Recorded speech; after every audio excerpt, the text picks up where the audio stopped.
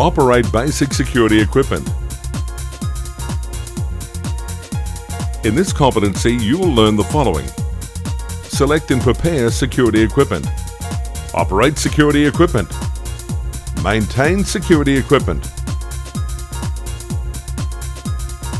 Select and prepare security equipment.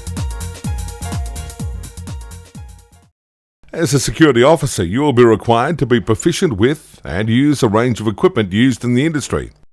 You'll need to have a proper knowledge of the use of torches, communication equipment, keypads and alarm control systems, security vehicles and any other equipment required by your employer to carry out your designated tasks. This must always be done according to relevant industry codes of practice and your own role, responsibility and authority.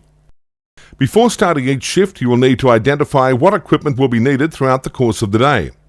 Your designated work task will determine the type of equipment being used. You may be required to use equipment for crowd control, control of exit from and access to premises, and screening property and people. Before using any equipment, you must carry out a pre-operational check. This must be done in accordance with the manufacturer's instructions and operational guidelines. You may need to perform basic repairs and adjustments and check the logbook and maintenance register. If you have a work vehicle, you will need to perform minor vehicle maintenance, such as checking the oil, water, fuel and tyre pressure. If you are unfamiliar with the use of any necessary equipment and require training in its use, be sure to report this to the relevant persons, such as your supervisor or technical staff. Depending on the equipment, you may be able to receive on-the-job training from members of the staff. Operate security equipment. Depending on the tasks you're carrying out and the equipment being used, you may be required to wear some form of personal protective equipment. This can be anything from body armor, gloves, masks, or safety boots and glasses. This equipment should be selected and used appropriately. If you are unsure of what personal protective equipment is required for any given task, check the manufacturer's instruction or with your supervisor. All security equipment must be operated in a safe and controlled manner. Keypads and alarm control panels can be used to test the sectors and alarm devices for the correct operation. This is done by understanding the multi-alarm function, which is available on many common alarm systems.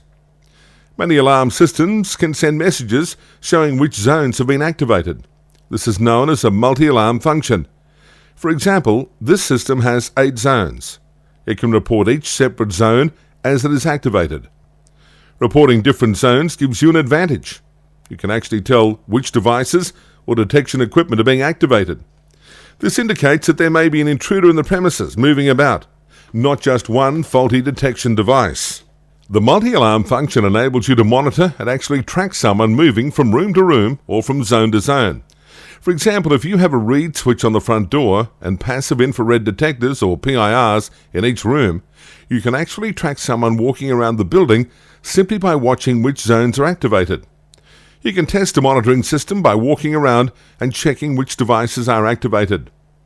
While checking the various zones are correctly reporting, you may need to liaise with the monitoring center personnel to make sure all the correct signals are being sent and received. The two-way radio or walkie-talkie is the main piece of communication equipment for security personnel. The two-way radio had the following functions.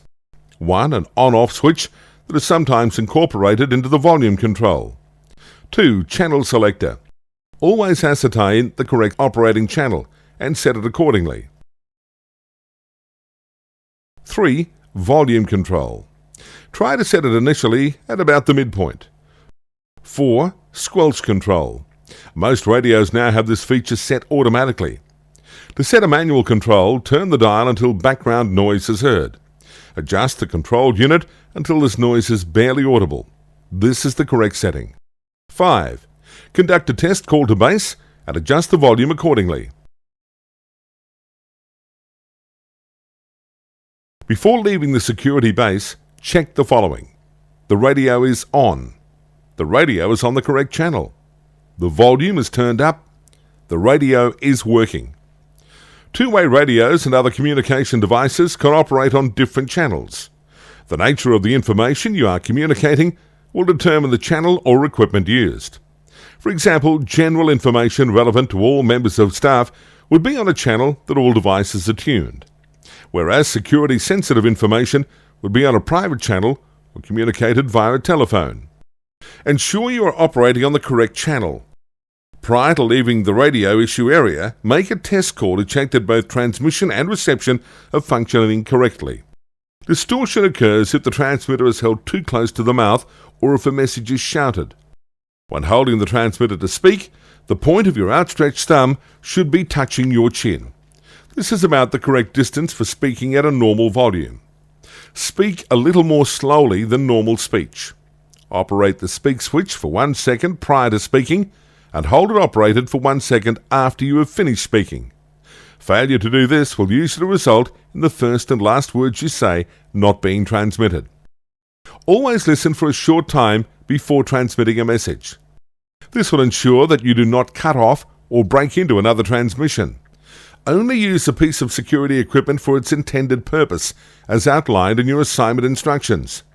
Failure to do this could endanger the safety and security of yourself, your colleagues, clients, and the premises and property. Consideration should always be given to your occupational health and safety requirements.